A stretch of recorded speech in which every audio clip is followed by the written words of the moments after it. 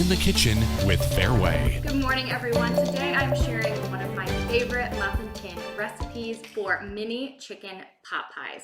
So before we get started, the reasons I love this recipe, I love pot pie, and making them in a muffin tin portions them out so it's very easy to control your serving size. It also makes it easy to freeze this recipe. So if you need a quick lunch or dinner on hand all the time, these freeze beautifully in individual portions. That's also a really nice solution if you are cooking for 1 or 2 people and you don't want to waste any of the leftovers. You can make this recipe, freeze some, and then eat it later.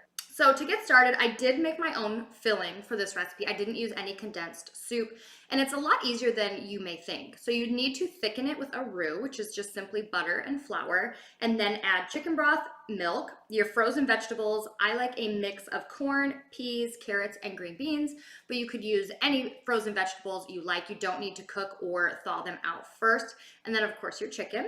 The crust is probably my favorite part in this recipe, and all I used was a refrigerated, ready-to-bake pie crust. You do need to cut this into circles about the size of your muffin tin. I like to use a large glass.